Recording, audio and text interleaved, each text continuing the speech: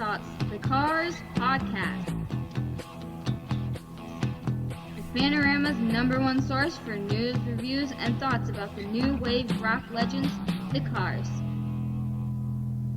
Oh, and a little bit of Steel Wool, Sunshine and Rainbows. You're listening to Night Thoughts, the Cars Podcast, episode 28. I'm one of your hosts, Dave. With me always is my partner in crime, Miss Sunshine and Rainbows, Donna. How's it going, Donna? Hey, how are you?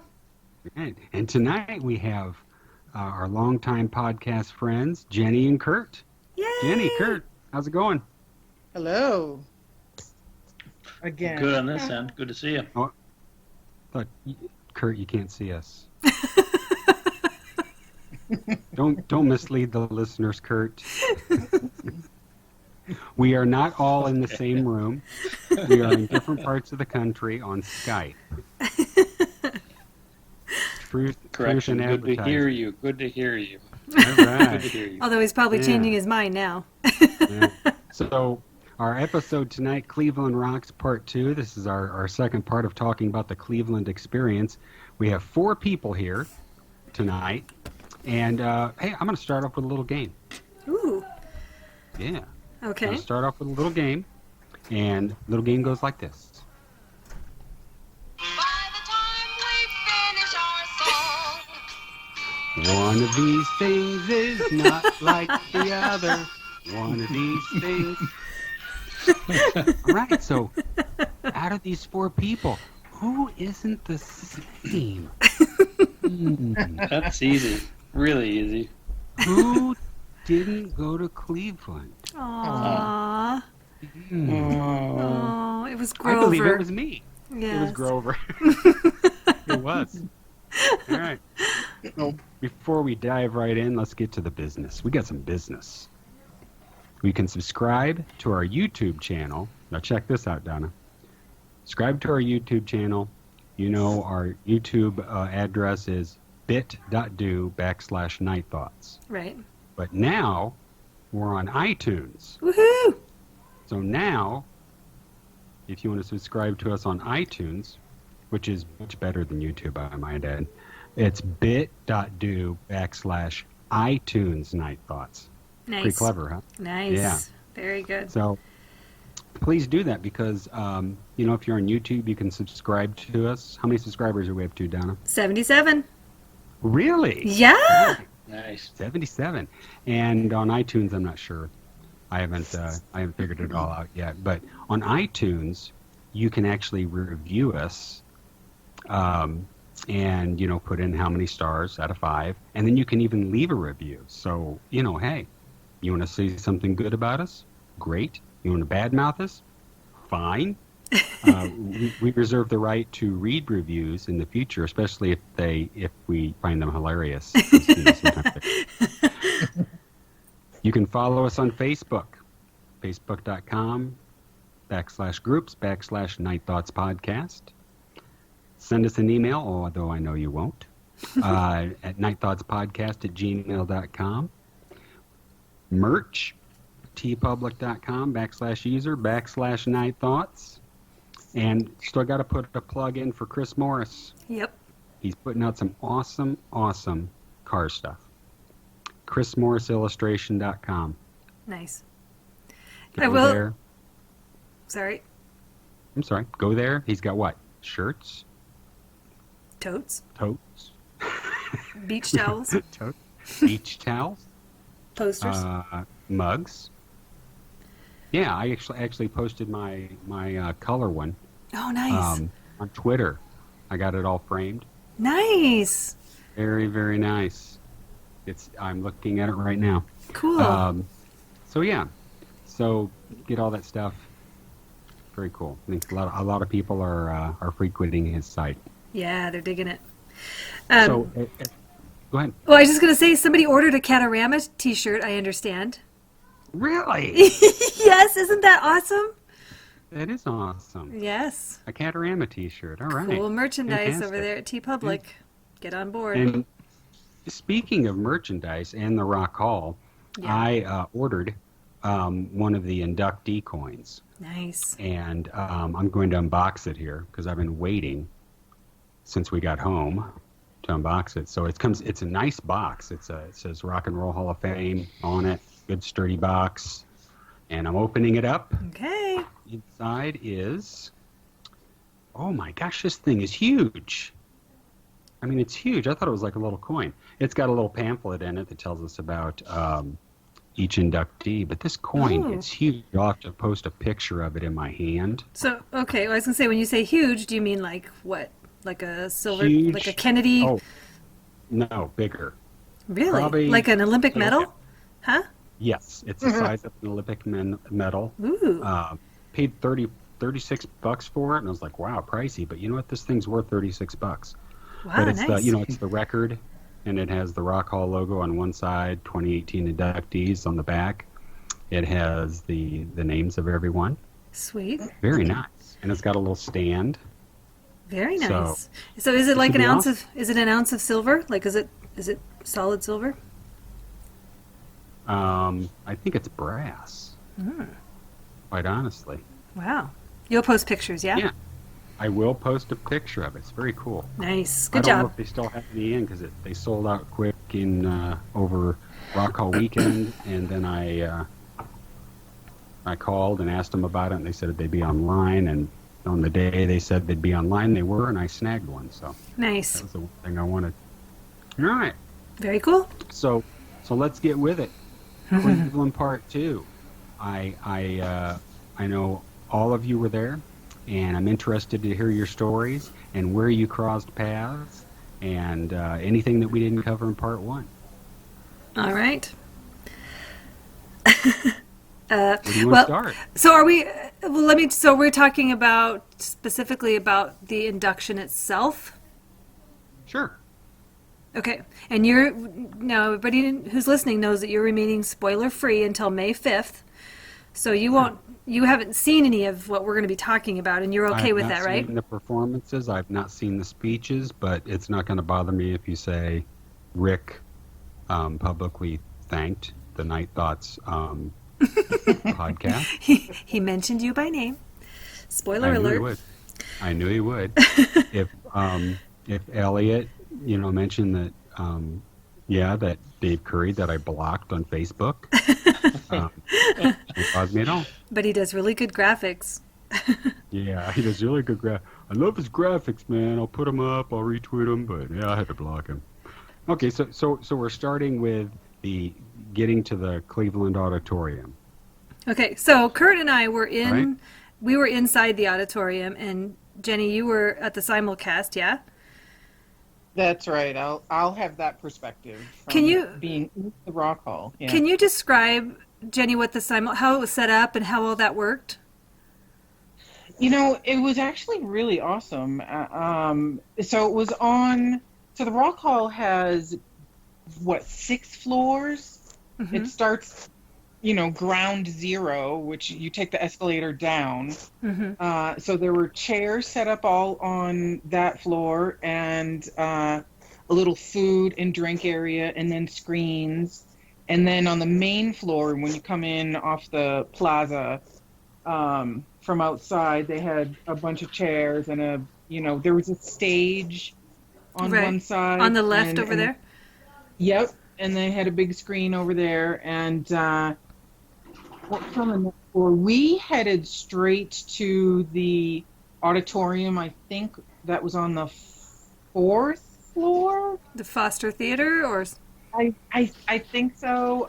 It had nice cushioned seats and a large stage with a screen, but we didn't make it. Everyone was headed towards there. So we actually sat on the bridge that you took. Did you see the when you went to the museum? Did you see the movie, the montage of all previous Rock Hall inductees? No, I didn't get to see that. Okay, so there was a small section on the bridge leading to that theater. Okay. That we all hung out on, but it was on almost every floor. There were seats. It was very festive, very positive. Everybody was dancing, Fun. just wherever. you could get up and go to, other floors and get food and drink and just mingle with everyone. It was a really good atmosphere. Fun. Yeah, it was. Cool. Okay, and then Kurt, where were you? You were in the auditorium. Where were you? Well, I was close to the front of the stage, up on the left side. If you're looking from the back, Okay. Up towards the stage, and I was actually not too far from the front, but we were up high, kind of in the cheap seats. Okay. And we had a good bird's eye view of what was going on, and I guess getting right into the thing, I was actually in touch with Diane Page before that because I had never met her in person. So here we are texting while we're waiting outside. Like, okay, she's like, "Where are you?" So I said, "I'm outside freezing my arse off with Natalie in line in the rain under umbrellas, and we were going to try and meet her before we went in." So we're texting back and forth, and finally we kind of waited 10 or 15 minutes before they opened because we wanted to not stand in the rain, and we thought we'd be good timing. Well, as it turns out, there was a lot of people in line. So we're waiting there, and then finally she said, "Well, I'm going to go up to my seat." So when we got inside, we were going to try and meet up with her, and I went to the completely opposite back, like the very back part of the stage where she was, or the back of the auditorium, and she told me what seat she was in, so I went to see her. Couldn't find her. I'm like, "Dan, where are you?" I'm looking right at the section you gave me. She said, "Oh, I gave you the wrong section." So she gave me the right section, and then we were trying to find each other and couldn't. I was sending her a text and said, "Well, I guess it just wasn't meant to be. We'll see if we can see you later." And then I went to leave to go get my seats because they made this announcement. "Okay, ladies and gentlemen, take your seats, for the induction." And right when I was going down, she was coming up. All of a sudden, we just kind of saw each other, and we had just a quick second to take a picture. Her husband took a picture of us together, and we said hi quick. And she said, "Well, maybe I'll see you at intermission." And then that was it. And I just thought, well, I'm not sure if I'll see her again or not. So I ran back to where Natalie was and sat down. And it was just kind of ironic that it worked out. It was a little bit of a scramble at first, but that's Nice. where I was seated. So close to the front, but up high. So. Nice. And I was I was on the back end of the theater, up high also. So not the greatest seats, but I was inside the building, so I was happy about that. Right. And I'll say that you guys will have to kind of start because I got there late. When I came in, it was in the middle of Howard Stern's induction speech, which Right. I was fine with that, with not having heard all of that. And I will say too, I have not gone back and listened to anything again. I don't know if you guys did, but because I'm trying to just keep my own impressions and stuff. I've been trying to just hold on to that until we could all record. So hopefully I can remember things as they happen. But so you guys go ahead and tell the start of the ceremony and what you guys saw and experienced. Jenny, go for it. Yeah, if you guys don't mind, I want to ask. Donna, I was listening to part 1 that you guys did last week, and Kurt and Donna did when everybody was up on stage giving their speeches or whatever, did you also see the people in the audience that the cameras were flashing to? No, I didn't catch that. From where I was, Jenny in the back, and Kurt, the area where all the tables were and stuff, that raised thing down in the center. Yep. Okay, on the end of that, towards the back of the auditorium where I was, there was a big screen TV, and I think what we were seeing was the HBO pan, because there was a camera kind of rotating over the tops of the audience and everything. So as I'm looking at the stage straight ahead, and then off to the left and right are the large screens that were, doing close-ups of whoever was talking or when the bands were playing. If I looked down toward the floor, I could see that big screen TV where then I could see them, show Rick in the audience as Brandon Flowers was talking or during the other things. So I did see some of that, Jenny. I would forget to look down there because I would be so focused on either Right. taking pictures or zeroing in on what was going on the stage. But when I did remember it, then yeah, I could see some of that was going on. Okay, go ahead. So was there a dinner served or anything, or they just have drinks or down at those tables? There must have been for the big shots. Yeah, I think there was a dinner. Just wonder if they catch Rick inadvertently buttering bread or something. I think all that was probably before the ceremony actually started, because we saw waiters and waitresses, roaming all around there, and at that area where the big screen TV was, there looked like there were long tables set out. Like that's what we were speculating, is that they had some catering going on there, but I don't know for sure. Sounds like Jenny got the best meal. Well, I was just gonna say that all the pans to the audience members really stood out to me. Especially, I don't want to give anything away because I don't know how it's going to be edited for the HBO special. But Benjamin's son he was in tears. He was really emotional when the guys in the band were talking about Benjamin, and it flashed to him in the audience. It was really touching, like oh my god, Yeah. he was so over the top emotional. Not over the top, don't get me wrong, but but visibly, right? Visibly, yes. And so all those pans to the audience, down in the tables, I guess down on the floor, really stood out to me as being poignant and really helped kind of support what the band members themselves were saying whenever someone was giving their speech or whatever. Yeah, it was a nice part. Jenny, can I interrupt you for just a second?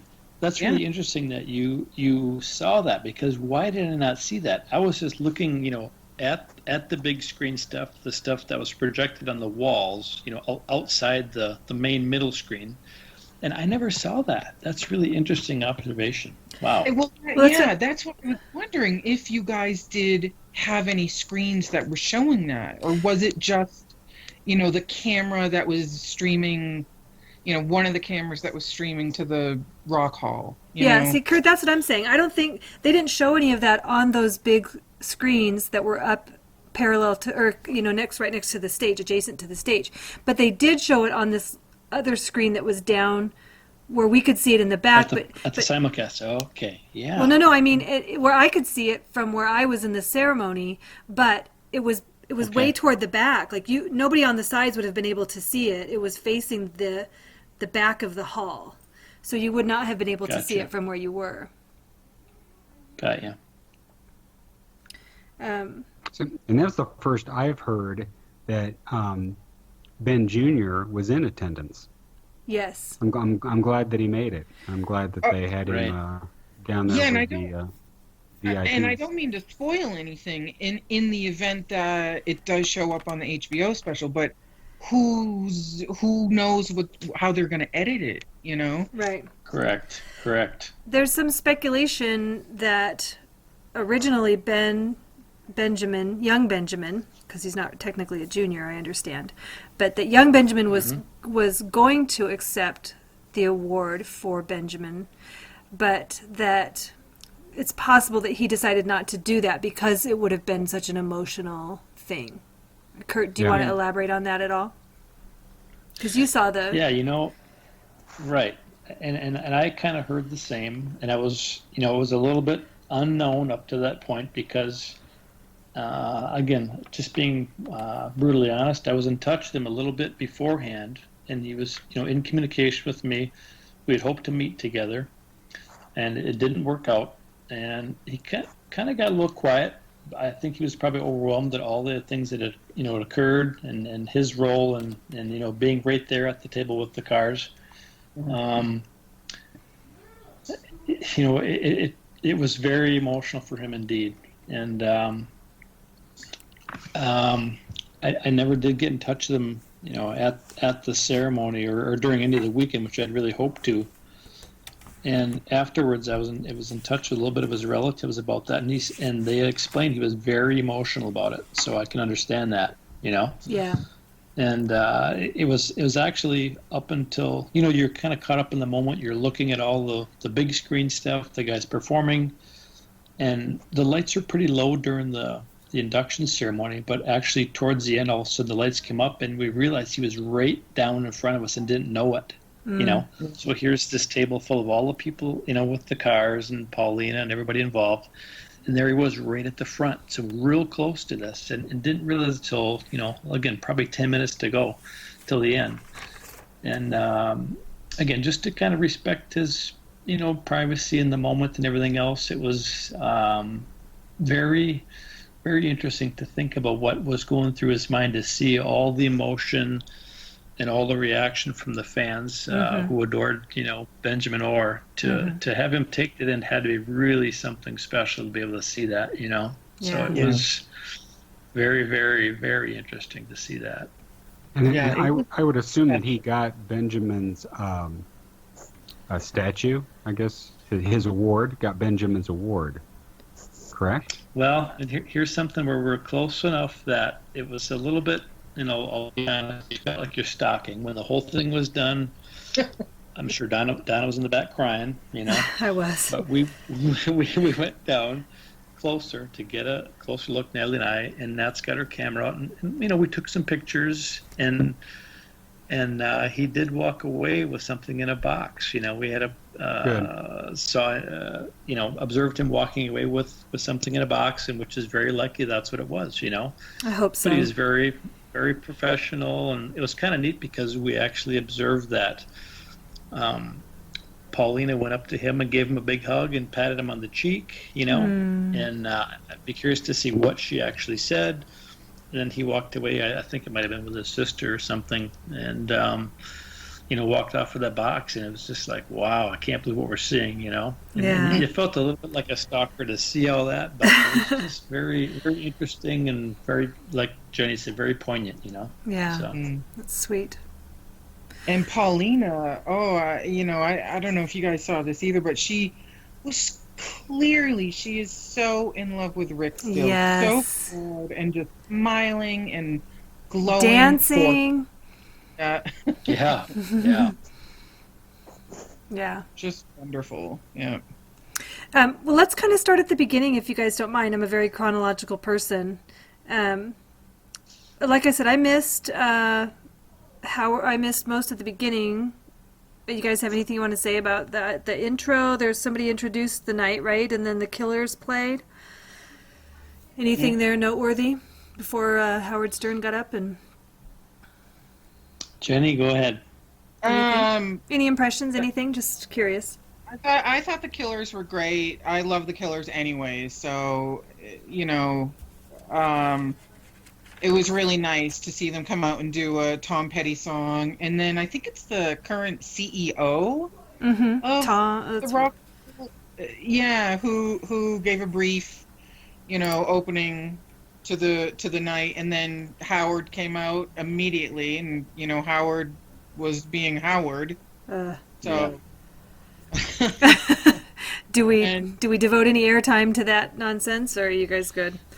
I don't think it's worth it. I mean, it was just like Jenny said, very, very Howard. You know, I mean, I'm a little surprised because he was so connected to Bon Jovi that Bon Jovi, the gang, had to know that he was going to do something like this. You know, of course, so yeah. little bit risque, but you know, it was vintage Howard. And entertaining as it was like Jenny had said too, you know, very interesting to see what's going to be edited and what's going to show, you know. Yeah. So, but in terms of Brandon Flowers and the Killers, I'll be quite honest, I hadn't heard of him really much at all. My daughter actually went to see the Killers here a few months ago. She said they were great, and I didn't know much about him. So, but he was very, very pro Cars and pro Rick, and did a great job. Lots of toothy smiles from him. I think he did a great job. You know, he did a really great induction as far as getting the Cars in. I like that a lot. Yeah. I agree. I totally agree. And not to spoil it for you, Dave, but I just to sum it up, he really bridged the then to the now. I thought he did that really well and made, what he was talking about the cars really relevant in any era. Nice. I thought. Yeah. That sounds Good accurate. validation. I agree. Good validation. Yeah. Well, and I felt like, to me, because of course I think he's such a cutie.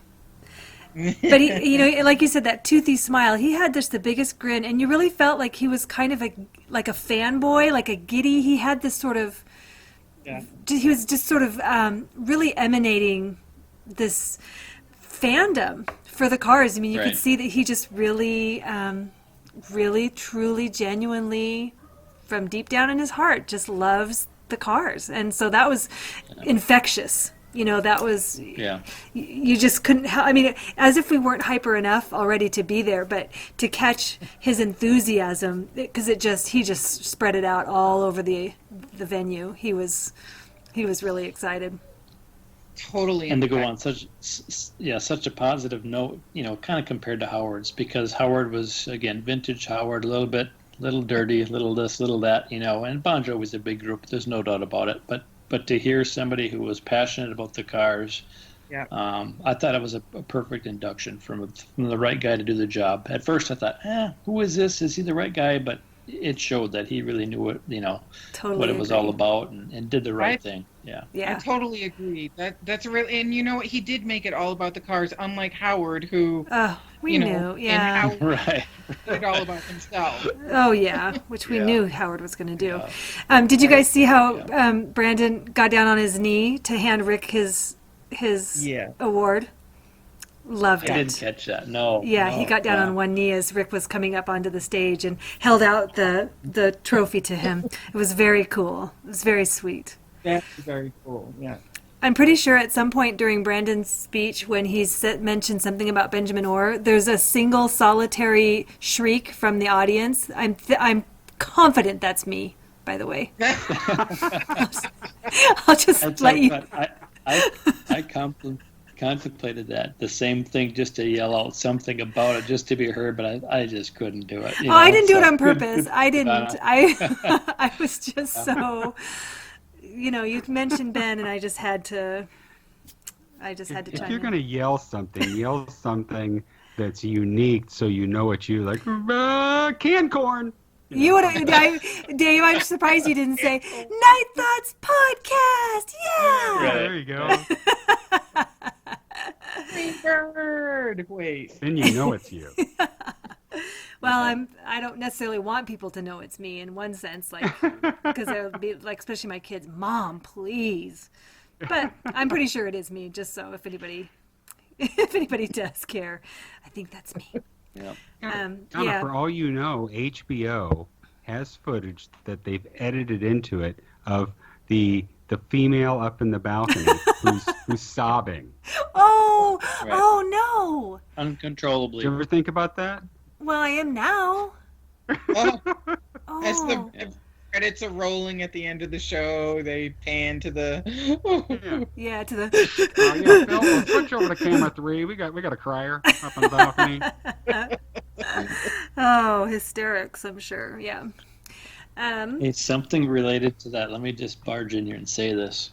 Uh-oh. As far as my big moment of this entire weekend, and I hope I don't get emotional about this. When I looked down and saw that I was getting 22.9 miles a gallon on the way to Cleveland in my truck, that blew me away. Oh my God! How nice. I mean, who would ever think that you could get 22.9 miles a gallon in a GMC pickup? That Kurt, just blew me away. That was unbelievable. You Here had I am grabbing a 80 Kleenex. pounds of decals on that thing, too. So. Well, right. Oh. And, But they help the- streamline it, make it more aerodynamic. Yeah. Wow. I just had to throw that in there. As long as Donna was being emotional, I had to throw that in there. Yes, thank you for lightening the moment. Well, and I do want to say too, again, the Dire Straits thing. Well, I feel like I'm jumping all over the place because I need to go chronologically.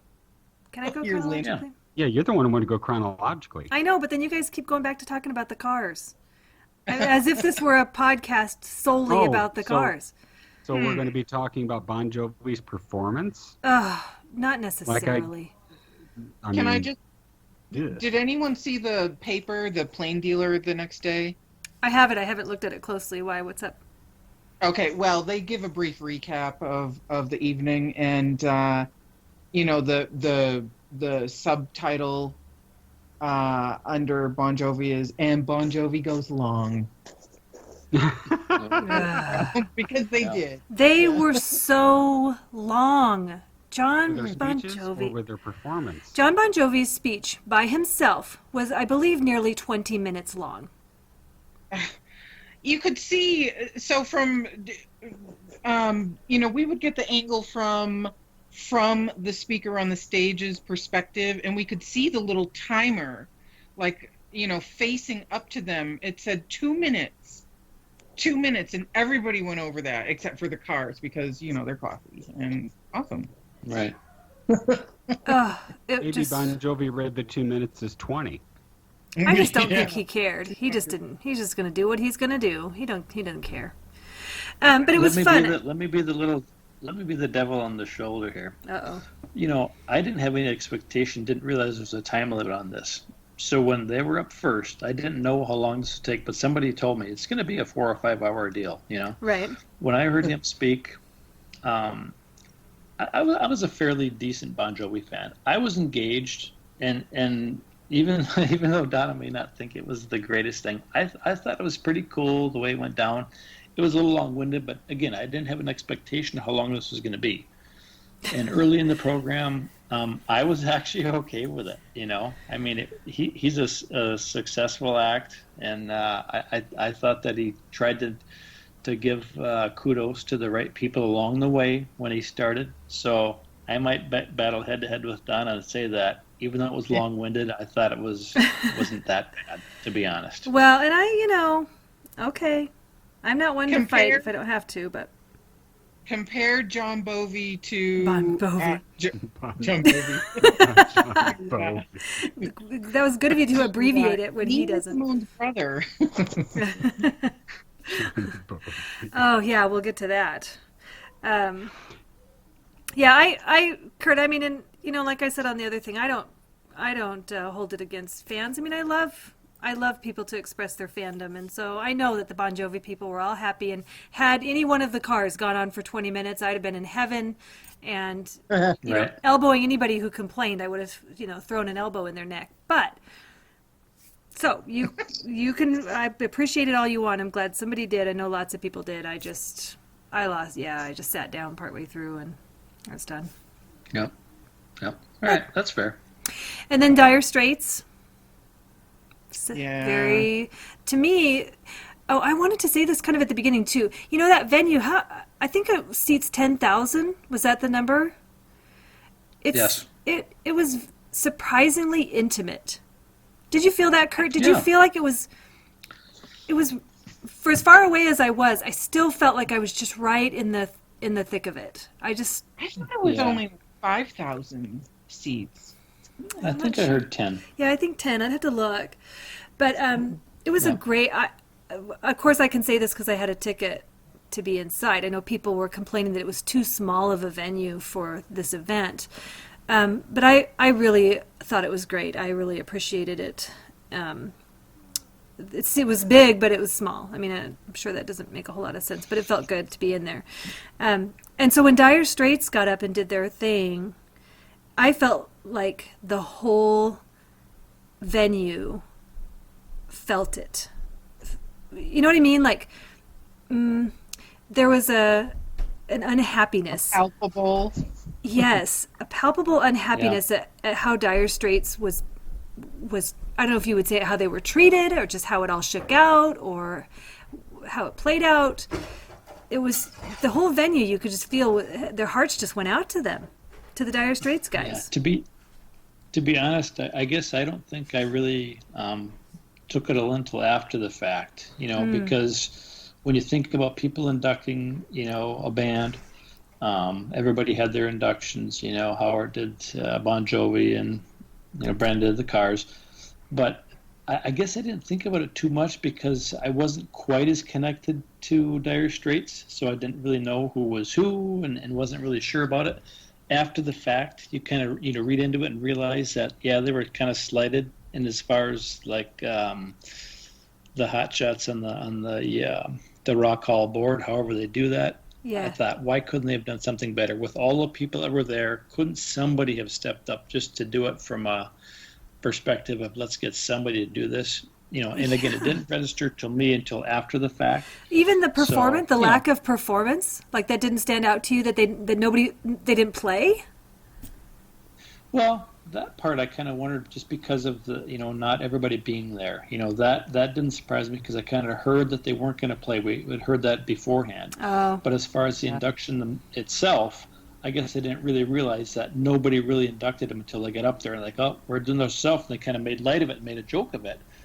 But I was a little shocked that they couldn't find somebody to do it, at the last minute. So that was a little disheartening. But again, I didn't take it too serious when it happened. It's like, well, they're there, they're inducted. But as far as their other band members not showing up to perform, well, that's a band thing, I mean, it is what it is. So. Well, okay. So let me edit take. let me edit my statement then.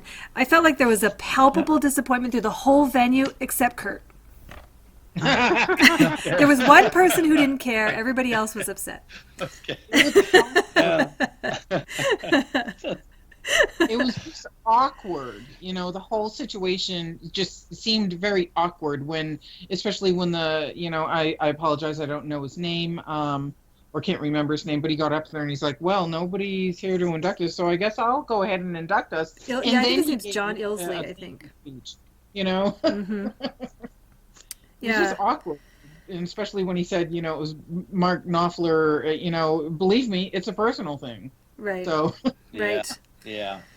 just an awkwardness, a palpable awkwardness, is Yeah. kind of what I think was going on at the hall. Yeah, I felt bad for them. I thought that was bad. Maybe I was so concentrated on what the Cars were going to do that it didn't quite register as much, Yeah, I mean, yeah. there might be a little bit of truth to that, but. You were probably still fanning yourself. You were probably crying over Bon Jovi at that point because they had just finished. Might have been. You were probably leaned Might have been. forward, sobbing. Oh. Still amazed at the gas mileage. Yeah, you were calculating your and leaning over to Nat and saying, "Would you look at this gas mileage, Nat?" Keep going back to it. Yeah, I just can't get over it. Yeah. Yeah. Okay, so then we had Sister Rosetta Tharpe, which was pretty cool. Yeah, definitely. Yeah. That's someone I don't know much about. The Brittany Howard, who inducted her, I don't know anything about her. All of that was just I just was an observer. I didn't really have a connection to any of that. How about you guys? Me either. I thought it was a great learning. I had no idea, quite frankly, and upon seeing and understanding who she was and how, yes, oh my God, I can't believe she hasn't been in there sooner as an early influencer. Playing electric guitar back in the 30s or whatever. Yeah. And Sister Rosetta was a nun, right? Was she? Is that why they call her sister? Must have been. You don't know. She was the Catholic rock. I echo Jenny's sentiments too, the same way that I thought the same thing. Why was this not done earlier? Because when it all came down and she was inducted, it was an eye opener. I mean, it really was very influential part of rock and roll. So probably a little too late, but very, very interesting, very engaging. I agree with Jenny that it was you kind of learn a lot of that, so it's good for all of us to see that, and very deserving. Again, not quite as connected because I didn't know that music, didn't know about her, but very interesting to see that, and honor well deserved. Yeah, Agreed.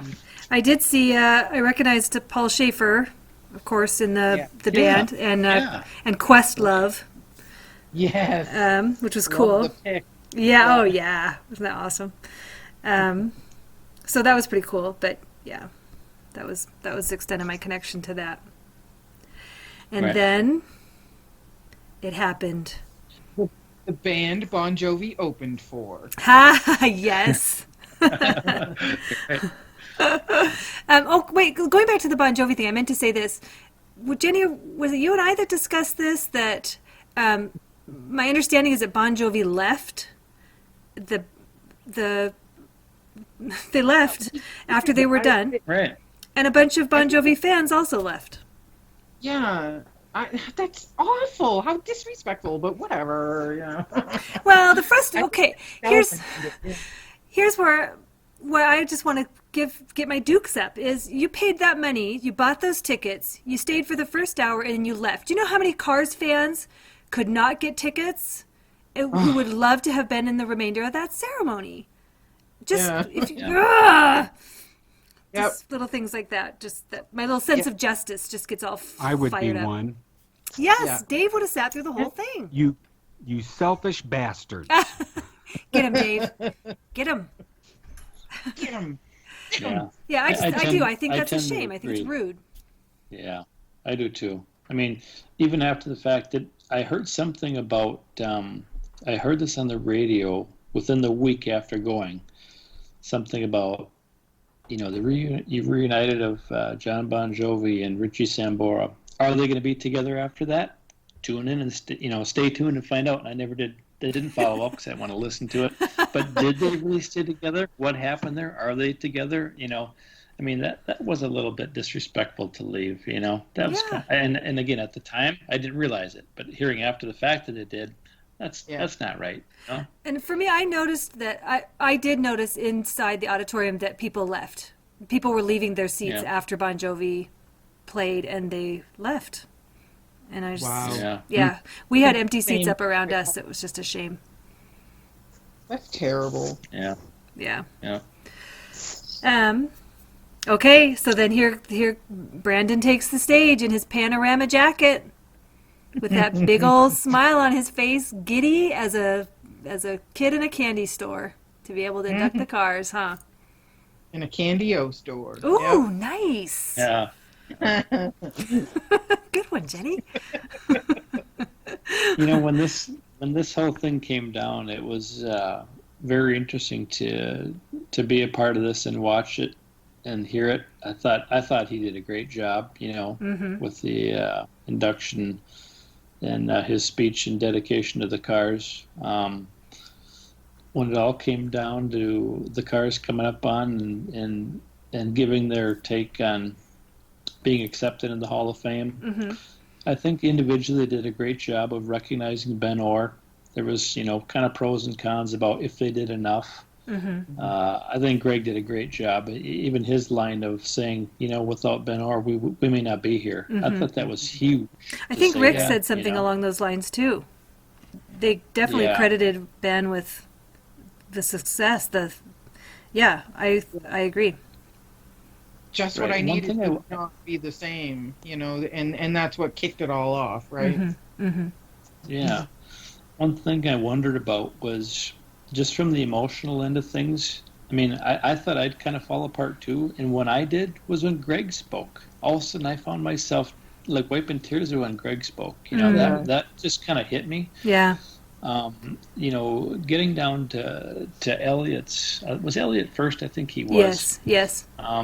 He is such an engaged speaker when he talks. When you hear interviews, he's so good. And we all realize he was probably nervous. He read from a teleprompter. Yeah. If he was just winging it, probably would have been better. But again, it's hard to be critical of him because he's got to be nervous wreck to do this. But when he's just winging it from the cuff, he's awesome. So you could tell he was kind of reading it. Oh, for sure, But for sure. they all did a great job recognizing. But the point I make is that if it would have been a thing where all of a sudden Ben's, maybe played on the big screen doing Drive, I don't know if emotionally they could have handled it. Everyone else would have broke down, and maybe they did the same. Maybe it was a conscious effort to not do that, to just keep it enough professional, recognize him, but don't make it a big sob story because it would have been difficult. That's what I expected. If they would have played Drive and shown him for the entire song, that would have been really difficult. So maybe it was a conscious effort on their part not to do that, so they could all keep it together. You know, I mean, geez, he passed away and was very dearly missed. You know. Yeah. Right. It may have also been something on the part of the Rock Hall, them, or whoever, gets things set up or whatever. That they did do a memorial service for Benjamin at the Rock Hall. Correct. And and the fact that they've done that already. Well, if that's true, Dave, then that's just another kick in the shins to the executives at the Rock Hall, as far as I'm concerned. Because that was almost 20 years ago, and that has nothing to do with. This is the opposite. It's a celebration. Yeah. This isn't necessarily saying goodbye to Benjamin like the memorial service was. This is a lifting up, a hallelujah in a sense of, look what he's done. And I don't know. I was going to say, Elliot. I thought it was really, I thought he was really nervous, and I thought he was very stilted, and then I did realize he was reading from the teleprompter when he did that little hand motion, like, move it up faster, people, because he was reading. And you're exactly right. He's dynamic on his own. I wish that that could have been a little bit different. The interesting thing was, I also wished that he would have been able to tell different stories, in a sense. I mean, I know his story is his story. It's because he is such an active interviewer out in the media. I had hoped to hear something a little bit new. So that was, I wasn't disappointed, but I would have liked to heard other little tidbits from him that I hadn't already heard before. But I think he did great. Right. And you're right about Greg. Greg was awesome. David was particularly short. And I think he's the only one that didn't actually mention Benjamin by name. I think he didn't say anything about Benjamin, but you could, when he first came out, I think his first words were, "All I want to do is play." Something along those lines, like he obviously he was not comfortable giving a speech, but he still did great, and all of them just looked so good. It was just so great to see them. I agree with your assessment, except for David a little bit, because you think about the 2000 video of the final interview of all the cars with Benjamin down in Atlanta, and David was so engaging, and so charming. Oh yes. And he just kind of had this thing where it seemed like he wanted to just get it done, get off the stage, and again, nothing against him. But it was a little bit short, but I don't know. I mean, I expected a little bit more heartfelt from him, but again, it's a very nervous time for him. Yeah. He seemed to be the guy that was a little bit, short compared to the rest. But when he played great. He was on. Yeah. But that was one that I expected maybe a little bit more, because I guess I understand that they seem to be pretty close, after the fact when the cars split too. Yes. But again, it's easy for me to say looking from the audience when you got 10,000 people looking at you and a million more watching you. Right. So there's a difference. That's my assessment. Yeah. There's a difference between interviewing in a room with your four good buddies and an interviewer and a cameraman, as opposed to, like you said, a full house. Right. Thoughts, Jenny? What did you guys got to see more of the camera pans, like you were saying. So how did that look? Excuse me.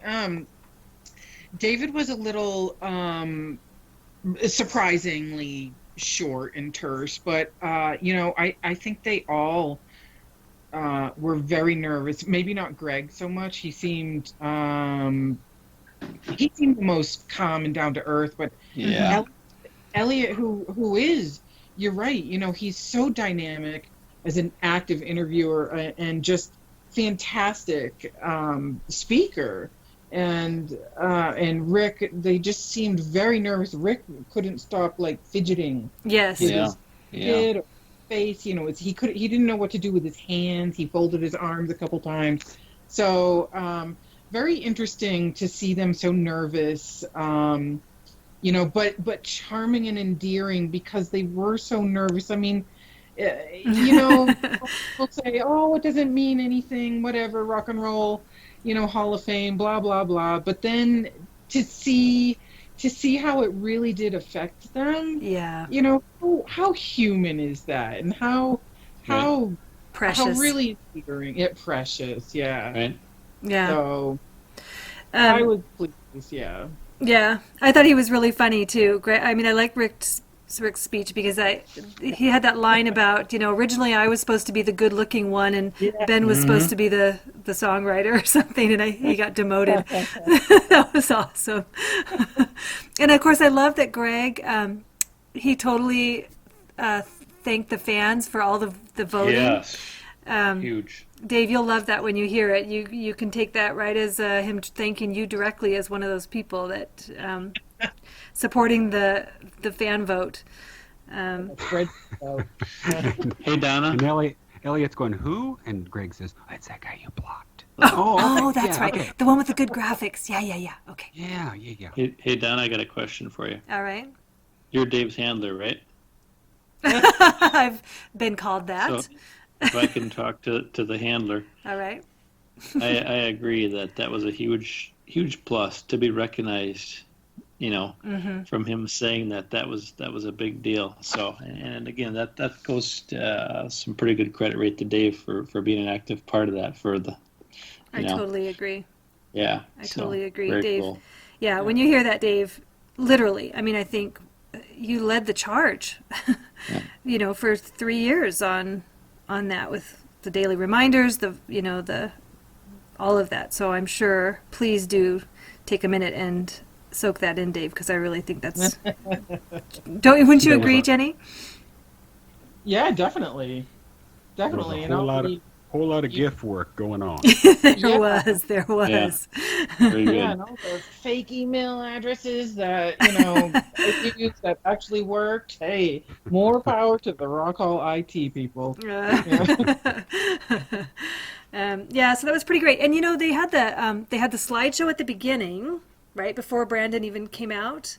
The Cars slideshow, which was awesome, and I'm sure that it did not escape you guys that there was new photos in there that had not been seen, and new interview footage that I've never seen before or since. Where is it hiding? I know, Rick. Yeah. Rick. Rick. Well, don't you think a lot of it's out or shots that were not used by, you know, whatever photographer who you know, shot them over the years? You got Ebert Roberts, Phil Kamen. You know, didn't they contribute to that slideshow? Yeah. Oh, yeah. All the Phil Kamen stuff that he's released recently. Those panorama photos were in the slideshow and the montage that played while they were playing. But there was some footage that looked like, I don't know, it seemed to me like MTV footage maybe from the mid '80s. That I mean, I don't know if it's an interview that was aired and never captured by anybody in the Fanorama to post on YouTube or anything. I mean, or if it was just shot and not used and been sitting in a can. I don't know. Fun to see the new stuff. It's very cool. That's really cool. It's very cool. Oh. Go ahead. Were you going to say something, Jenny? No, I was just agreeing, saying always. It's always good to see the new stuff. Yes.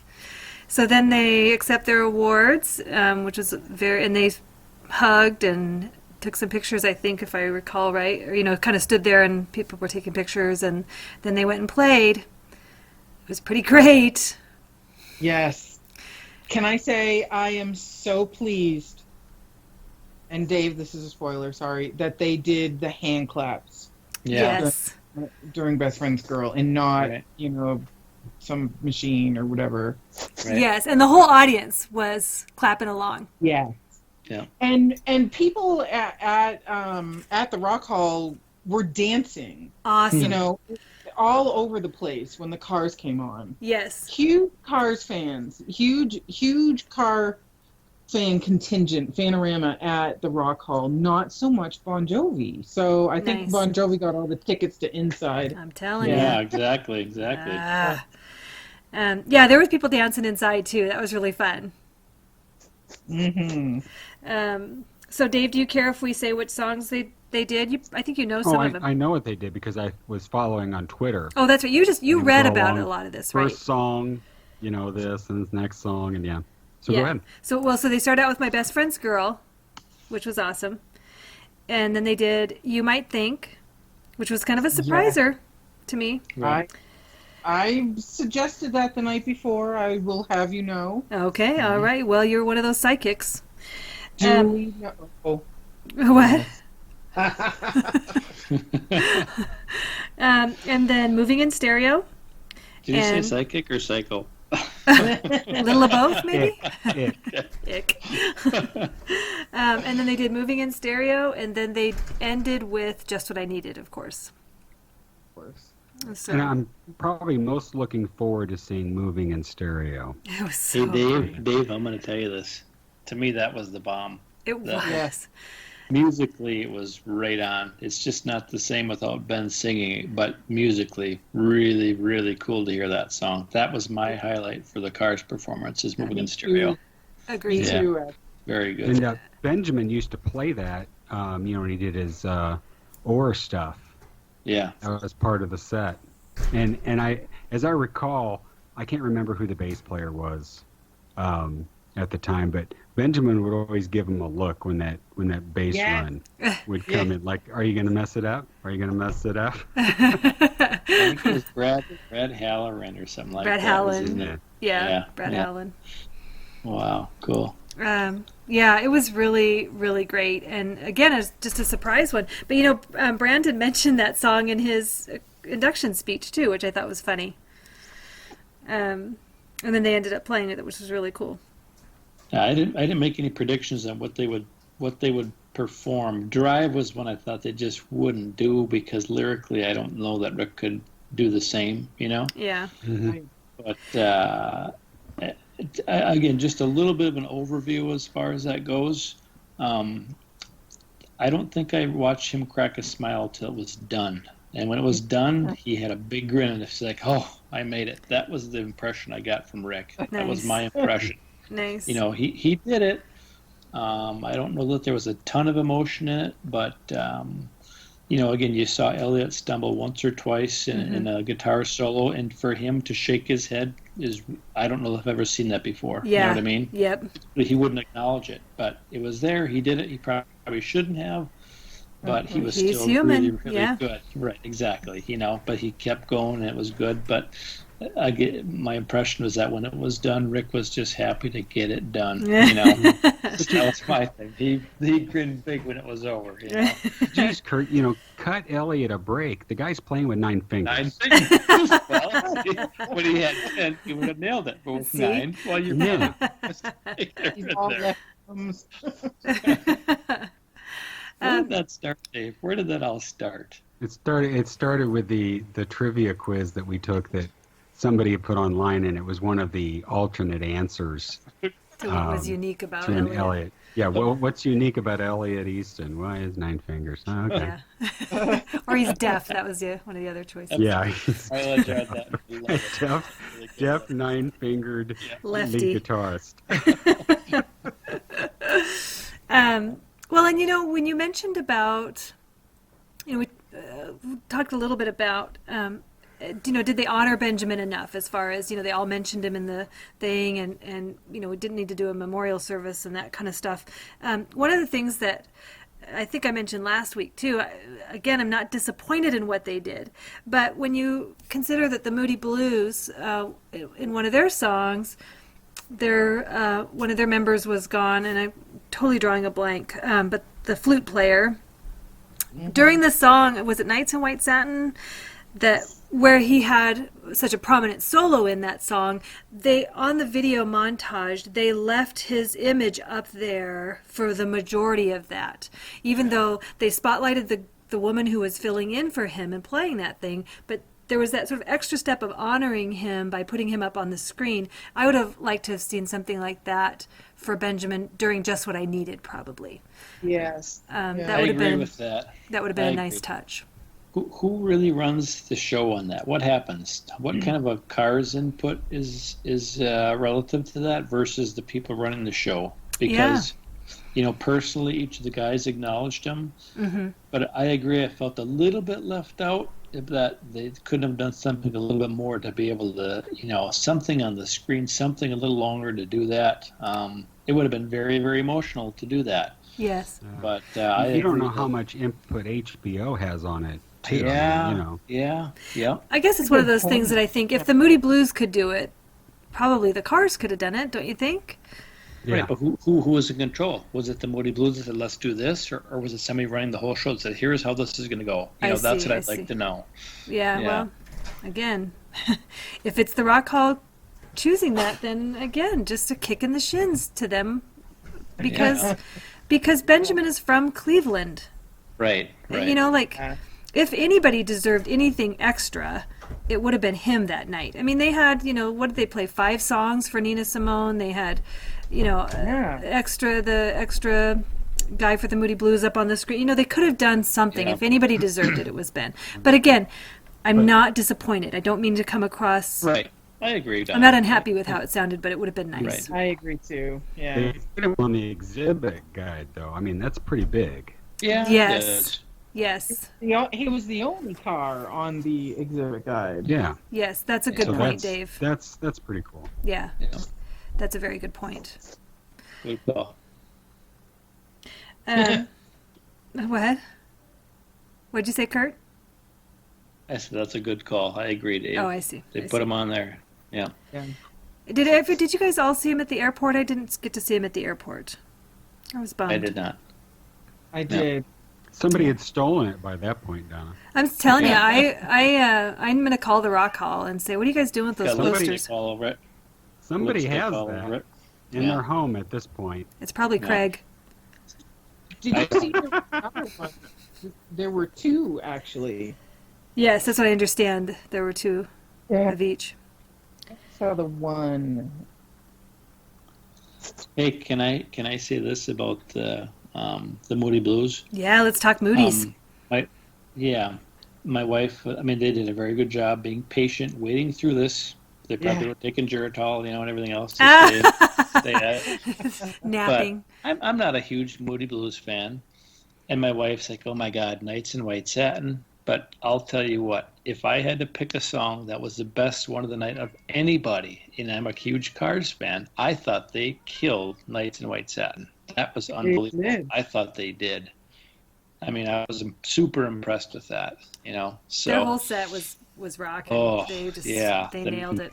To be put off that long, go through all the long, speeches and everything else, for them to wait and do what they did, even looking at them at the Rock Hall, or not, at the hall, at the museum, when they unveiled the plaque and all that, they were so energetic, so enthusiastic, so appreciative of the fans. But when they performed, man, they were really impressive. I was super impressed with those guys. So, that's agree.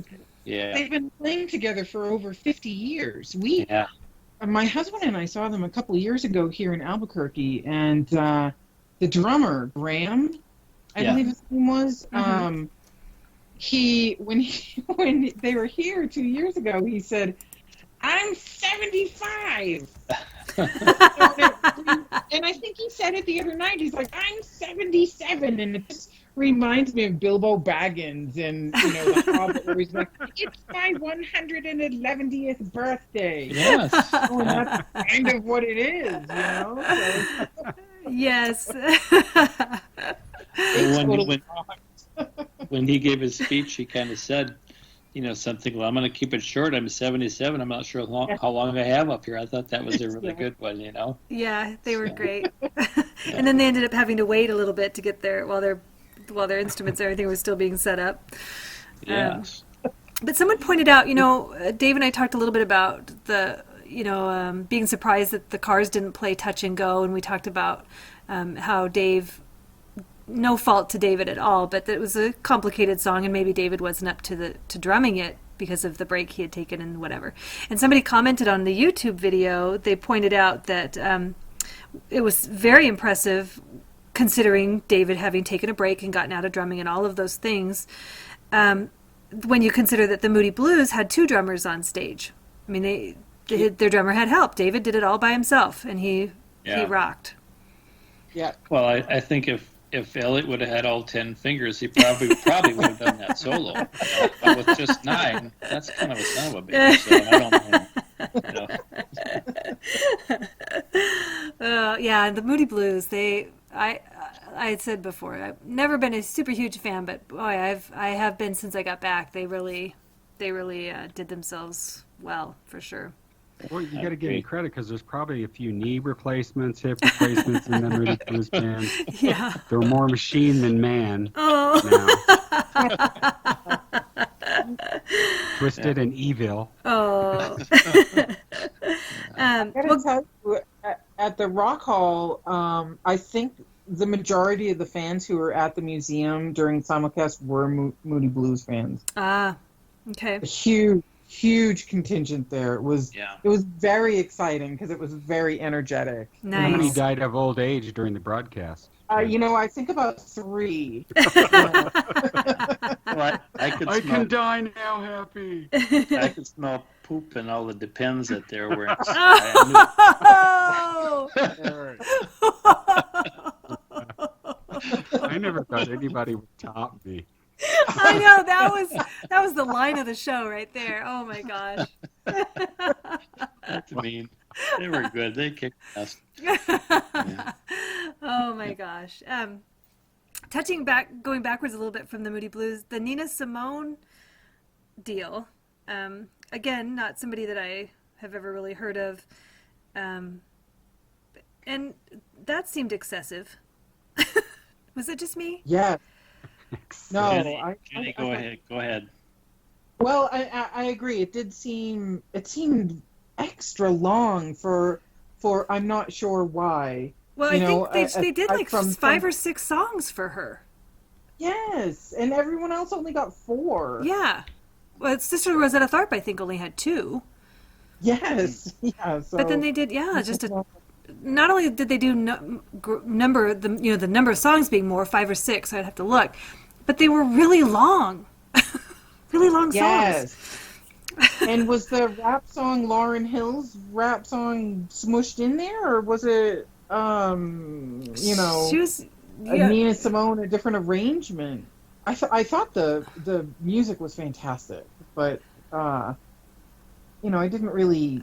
It was another learning experience. I certainly was familiar with who Nina Simone was. I didn't realize, though, how active she was in civil rights and just social injustice. And, that was she an expat? I mean, she lived in Paris, according to her brother. So Right. It was interesting. It was definitely interesting. It was long. I thought so. And then the brother... Dave, her brother accepted the award. Did we already talk about this? I can't remember. Yeah. And that He had it's 2 worth minutes. He rehashing. can take all the time he wanted. Yeah. Oh, yeah. He had a tude when he got up there. But it was good that they finally got him off the stage. Poor guy. He's probably still talking right now. I think he is. Oh, you can't help him you can't fault him for being proud of his sis, but Exactly. Yeah. Because at first, it was like, you go for it, Betty, and then okay, all right, you're good. Yeah. Well, just as far as respect to the rest of the performers, you have to realize if you keep keeping on, well, what happens to the rest of the gang? They're waiting patiently, Right. So you got to take Moody- your little bit of time and Moody Blues are passing out respect the others backstage. behind you. Right, exactly. So yeah, they got to realize what's going on behind them, and what happens as far as the Rock Hall acknowledging this, because everybody gets their little, well, it should be 15 minutes of fame, but it should be 3 minutes of fame. In the future, do they recognize this to say, okay, guys, now let's just keep this short, or how do they do that? Because everyone likes to grab their own, piece of Spotlight. fame and get on their stump. But yeah, moving forward, let's make sure we have this under control from a professional point. Yeah. So. They'll next time they'll get in whoever's face and just be like with their finger right in their nose. I told you 3 minutes, not a Right. second more. You are not John Bon Jovi. Okay. Yeah. Well, yeah, that's a new term that the Rock Hall uses. That they say, "Hey, we don't want you to be John Bon Jovi in it." Yeah, All right? exactly. Yes, exactly. We are not doing this John JBJ Bon in style, it. people. Yeah.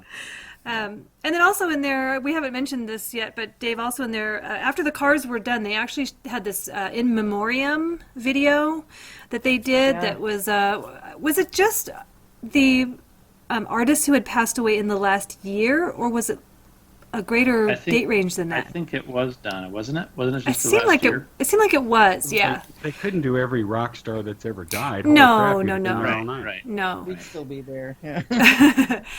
So I think it was just in the. Yeah. Go ahead. No, I was going to say I think it was just the past year also. Yeah, they've got it in the book that Donna sent me. Oh, And they've got, let me see, Fats Domino, Tom Petty, Greg Allman, Chris Cornell, Johnny Halliday, David Cassidy. God, I forgot about David David Cassidy. Cassidy. I know. Yeah, I know. yeah. Biggie. Walter Becker, Rick Hall, Ray Thomas, Dennis Edwards, Glenn Campbell. That was another biggie. Mm-hmm. Yeah, and that's all they have in the book. And then about 1 billion ads featuring Bon Jovi Ugh. at the end of the book.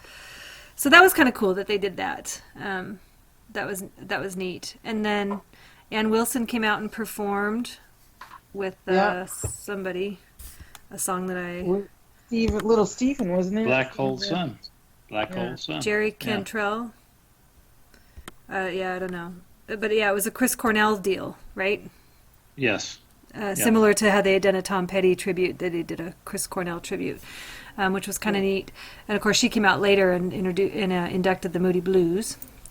And then they did that that new thing that they had, which was inducting singles. A single. Single. Yeah.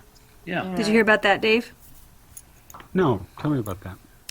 Well, it was that was where the little Stevie guy came out. Huh?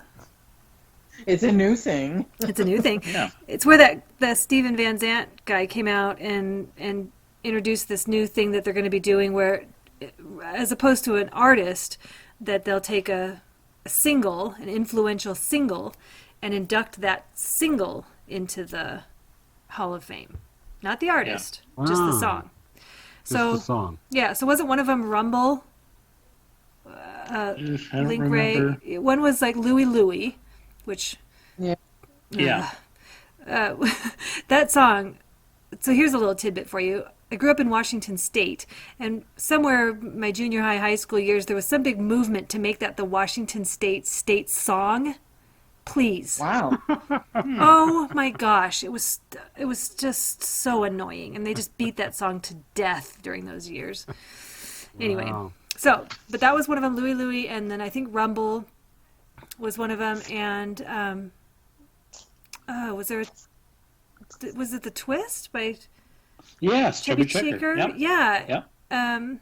So I think there were 5 altogether. I'm sorry that I don't remember all of them, but Yeah. But that was that yeah was interesting. cool to recognize it. Yeah. Yeah, Hey, a little bit of a digression here. go. But speaking of important singles, my wife and I have talked, about funeral arrangements and stuff like that, and I've got her promising me that if I go first, well, first of all, she knows they're just going to play Cars music. I said, I've got a CD. I said, play the CD, whatever. But there's always that point in time, like at the funeral, where you meet there and they take the casket away. Everybody stands, they take it at the hearse. At that point in time, she knows that it's my wish, and she said she'll go through with it, that they're taking the casket away, and all of a sudden, mana ba dee ba dee, mana ba dee dee is gonna play. because I think that would be freaking hilarious. That would be that would lighten the moment big time, wouldn't it, Dave? Yeah. That is awesome. Oh my And goodness. if you get the pallbearers to do like a little back and Yeah, forth those- thing with the casket, twirl it around a few times. Wow. Oh my gosh. Why does that not Yeah, surprise me? I have the list of singles here. It's in the newspaper. Oh, good. Okay. If you're interested, Rocket 88 by Jackie Brinston and his Delta Cats, Okay.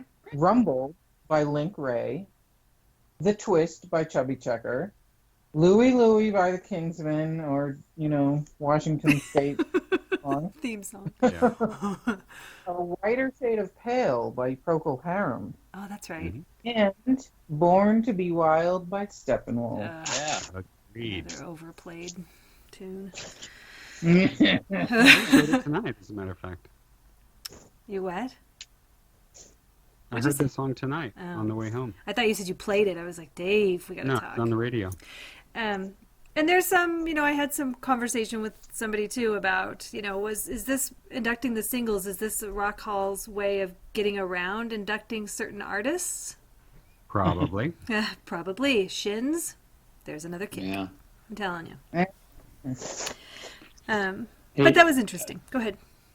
as far as just give me your impression of once you get in the actual, what was it, the Cleveland Public Auditorium, Yeah. where this happened. Yeah. Tell me about your impression of seating and directions and instructions, how to get to your seat. What did you think of that when you walked in?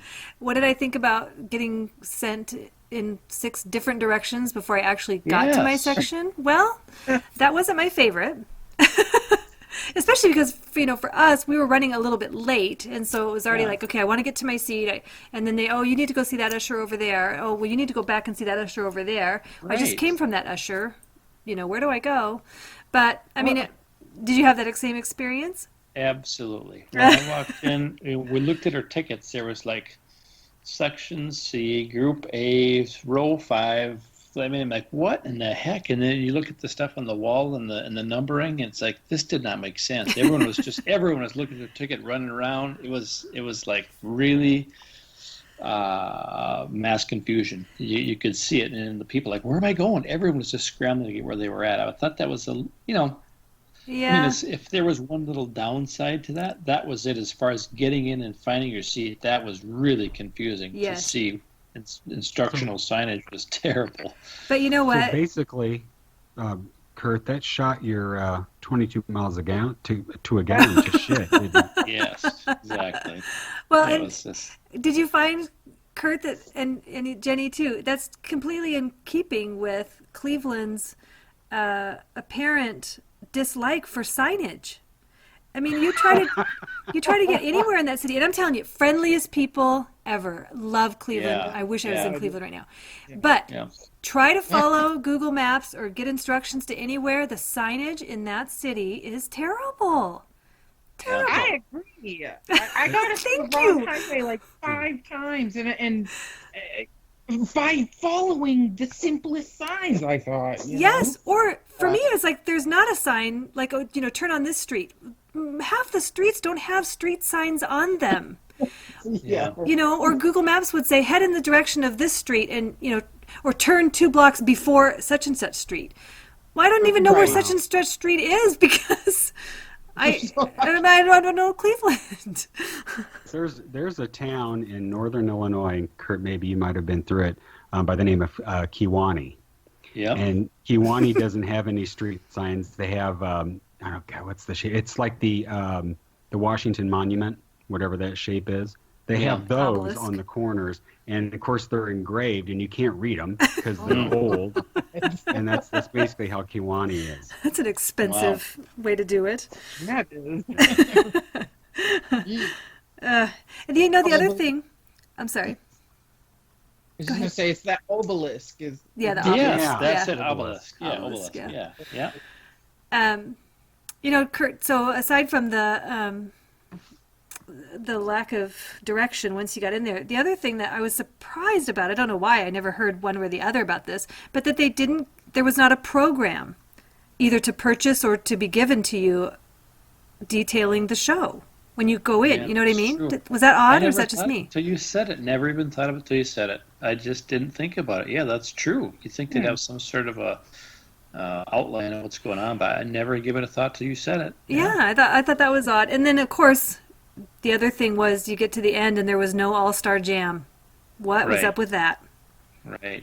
Well, the rumor was that Bon Jovi Dire left. Straits was going to head it up, with Bon Jovi walking out. Maybe it just kind of like fell apart, strangely enough, But Man. yeah, that was kind of something we looked forward to because we'd heard about it, but it didn't happen. The program ran a little long. I mean, at what point do you say, okay, let's just, get this done so people don't get twisted out of shape? Well, no, I don't buy that. I do not buy that. There have been Yep. Rock Hall ones that have gone till 2 a.m. And P.S., we all flew in from everywhere around the world. I want to That's see true. a jam.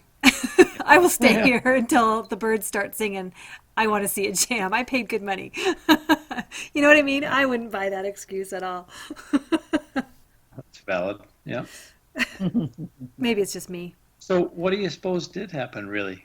Honestly, I mean, what happened where, even for the ending, like you had said, the Moody Blues played, and all of a sudden, okay, that's it. I mean, why would there not be an official closing of that? That's just really interesting that there wasn't a structure to it, Yeah. Nobody came out and said good night. Thanks for coming. Right. It was just bye. See you next year. Yeah. It was essentially, get the fuck out, A little bit, yeah. It was. That was Don't so. have to go home, but you can't stay here. Yeah, pretty much. Well, and if you sit there bawling for 20 minutes, believe me, the ushers come. Now they know how to find you. That's right, yeah. Yeah, that was just a really anticlimactic at the end. Although the Moody Blues, again, they kicked it with their set. That was They did. great. But Yeah. I guess I was expecting, I didn't think that was going to be the end. And so it was a little bit of a shocker. And so, Yeah. But boy, I'll tell you, how disappointing is it that the cars can't be inducted twice? Because boy, I would go again in a heartbeat. Yeah. It was pretty great. It did feel like, I think we talked about this when we met the next day. It was bittersweet at the end because it does feel like the end of an era. Mm-hmm. I agree. Yeah. I agree. The closing of the curtain for the cars in a way. Like, what do we do now? Well, self-titled album is coming up on 40th anniversary, so I mean, there's got to be more stuff. There's always something more to do, right? You hope, nothing right? needs to. Yeah. Yeah. I don't know. I'd be I don't curious either. to see. Dave, any thoughts on that? Unless there's a lot of stuff in the vault, I don't know. I would really like to think they have one more album in them. I know Rick Ocasek has one more album in him. It's dependent on whether collectively, if they get together again to do that album. Right. Yeah, he mentioned that in an interview. I do remember that now. You said that. I kind of get the feeling that I agree with you, Dave, in an album's sake, but as far as touring goes, boy, I got a No, feeling it's that not gonna happen. It's it. Yeah. Yeah. Not gonna, and you really can't Yeah. blame him. I mean, No. Rick has always said, I'm not a fan of touring. Right. He doesn't have to. I mean, he's financially Said. okay. Yeah, he's set for the rest of his life or the rest of his kids' lives. I mean, there's no reason to tour unless he ends up missing it. But Yeah, if, he won't. to put out an album, I mean, they need to go the route of the Beatles, Yeah. Yep. put some new music out.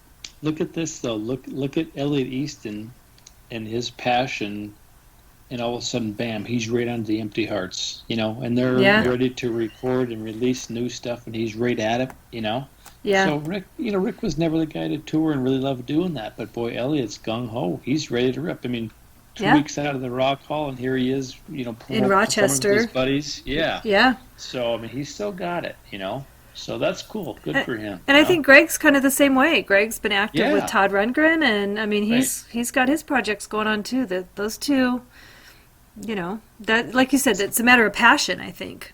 Yeah. And that was never Rick's passion. Right, because even getting back to the performance a little bit, as far as being, energetic and into it, I know that the Cars perform their music, during their shows, and the fans took it as what it was. They didn't, pump you up and get you excited, but I don't know. I just didn't feel the energy from Rick when he sang it. He just kind of did it to get through it, and I don't know. Maybe that's the end of an era. I mean, that's a long time. Yeah. Doing what he's doing, and this is it. This is it. Reached the summit, but I don't know. I don't feel the energy. But good for Elliot and the other guys that are still willing to really give her hell. Yeah. Still working. Yeah.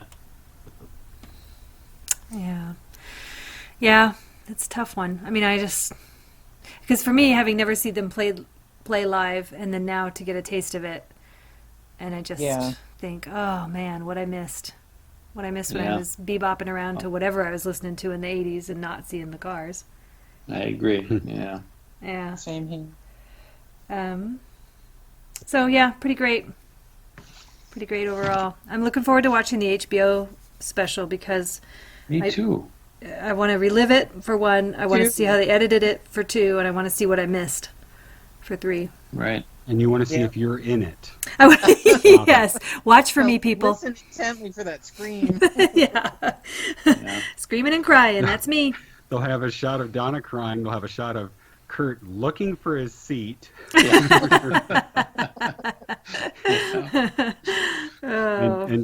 and Jenny helping the three dead Moody Blues fans who passed away during the ceremony. Yeah. Oh wow. Yikes. Yeah. Yikes. Yeah, I got a little follow up on episode 1 last week of the Rock Hall induction. You talked about David Robinson getting a gift for Greg. Didn't you say that, Donna? He was getting a gift for Greg? I believe that's what he was doing. Yes, that's what he had said to the guy. I need to get this for Greg. Right. But little did you know that what he was doing, he was getting a gift for Greg Brady. It was a picture of Florence Henderson. So I just want to clarify that. I see. Even though he said Greg, you kind of read into that. I read into it. I did. I made assumptions. Did a little follow up. So that just want to clarify that. Thank you for clearing that up. I appreciate it. I guess the ornament I bought, thinking that it was that I was getting what David was getting at, was futile. I guess. Wrong. So Rats. as far as the weekend goes with the Fanorama, high points of just fans getting together. At what point in time, or was there any point in time that all three of you were together doing fan things? Can I say it first? Please go. This was cool. When Nat and I got there, the first people we saw were Yukio. Is that how you say it, Jenny? Yeah. Okay. And yourself and Michelle Yeah. at the table. Yeah. Because Natalie, my wife's like, there's the Japanese gal, and like, wow, there's right there. It was just so cool to see him right away because we walked in, and you guys were at one of the very first tables. So right away we met, and I just thought that was cool because I want to make sure that we saw her, Yeah. Awesome. That's awesome. That was really cool because of course Natalie's a little bit on the outside of this, but she knows a little bit here and there, and she called it out right off the bat, So that was fun to go sit down and meet the three of you, and Yuki was very, very shy, as we kind of know, but really great to see her and take a picture right away and kind of capture the moment. I kind of wish I could have talked to her more, but her English is a little bit broken, and we know that she's a very genuine Cars fan and a great person, but I wish I could have probably spent more time, but again, it's a little awkward. You're meeting everybody at once, but it's so fun to meet the fans that you just know virtually online, and to see them. It's like they're friends, and that was really fun to see the friends. I enjoyed that a ton. Did Yukio see the cars when they were in Japan? No, Does anybody know? I don't think so.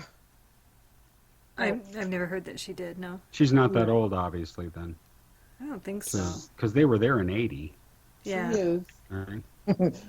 Well, I'm not gonna divulge anything. Don't tell secrets. Yeah. Let's just say I'm pretty sure she could have seen them in '80 if she so did. Oh, okay. Well, I remember her saying. I was just gonna say, I remember her saying that she communicates much better in writing and speaking English than verbally. And I was thinking at one point, I don't mean this disrespectfully at all, but I thought I wish I could write down what I'm saying at the same time, because I wanted her so to be included in our conversations, and I just felt I wasn't sure how to facilitate that the best, because I wanted to talk with her more, Kurt. Like you said, I wish that I had been able to spend more time with her and get to know her better. Yeah. But, just knowing her personality and how shy she is, at least she was there. And it was really nice that Jenny and Michelle made the arrangements to make it happen for her, to be able to be a part of this. And it had to be an absolute thrill for her, So, but that was one of my highlights. I want to make sure that I met her. And all of a sudden, to be the very first one we basically saw, it was really exciting. That's awesome. That's really cool. Yeah. Dave, to answer your question, there was not a time when the three of us were all together, which was a bummer. Which pretty much tells me that you and Jenny are the same person. Are you kidding? Together in the same room. Wait a second, Donna. You and I did meet. Yeah. Yep. I'm sure we can tell from our voices that I don't have that soothing rockabye voice that Jenny has. Oh, you do not. Matter of fact, I'd say it's the complete opposite. Thank you, Mr. Steel Wool. I appreciate that. Yes, really. When I go to bed at night, I have this struggle. I hear Donna in my head. No. And then I have to hear Jenny in my head. Okay, let's see. Get down. It's the difference between nightmares and sweet dreams, right? That's right. Can I say this about at the museum itself? We saw various people come in and out of there, and there was a day, I don't know if it was the second day I was at the Rock Hall. I had my little bag of T-shirts, Benjamin Orr shirts that I was delivering to people, and everything else, and I think I was bringing it back out to the truck. And I happened to go by the little brochure stand, and I saw Ian Hawks. I'm like, oh, that's Ian. So I just said, are you Ian? Yep. So I, of course, ripped up my sweatshirt, said, hey, I'm a Benjamin Orr fan, and I love the cars and this and that. And I said, what size shirt do you take? He said, oh, I need a small. So I'm digging through my bag to look for a shirt just to give to him, And then, like a moron, I didn't have a small. I had some in the truck, but not with me. And I said, oh, I don't have your size. Well, who cares? Give him a sticker. Give him a medium, anything. Here's a chance to give something to his dad, And I just said, I don't have it, but shook his hand and said, nice to meet you. It was just very brief, but, kind of like a moment like when Donna, met Dave. Can I meet you? I felt the same way. Like, what a dumbass that I kind of blew that. But it was, very nice to meet him. He was very gracious, but could have given him anything, even if it was the wrong size. And I thought, oh, it's not the right size. I don't have it. And I just bailed, Give him an extra large and say it's a jammy shirt. Right, But really cool to meet him. So what neat kid. So. That's awesome. Yeah. I loved, for me, because things were so busy with Joe in the book, Sunday was really nice to, I wish I would have spent more time touring the Rock Hall Museum itself, but Sunday was so nice to get to go pick up Natalie and hang out with her for that drive. I really loved that. That was such just a peaceful, her and I are a lot alike. For me, it was a really great, I really enjoyed getting to spend that time with her. That was a highlight. And then just hanging out at the hall.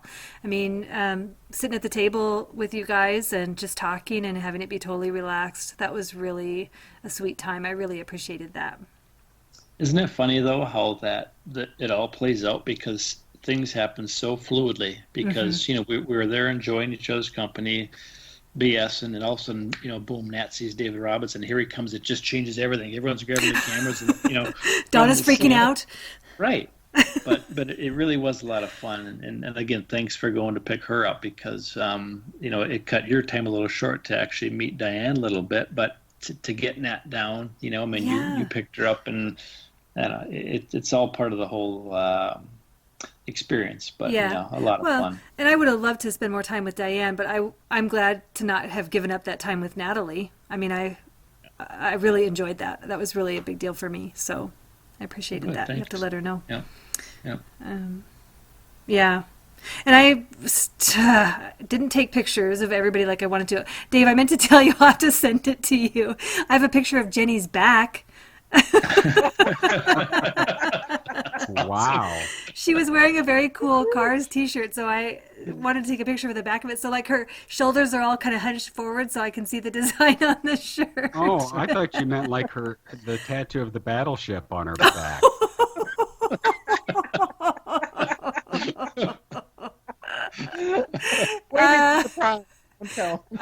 Remember, we're not telling secrets here, people. Oh. So yeah, I missed out on getting pictures with a lot of people, but what a treat, like you said, Kurt, to get to meet people in person that you've just chatted with for a couple of years online. It's so great to meet. Yeah.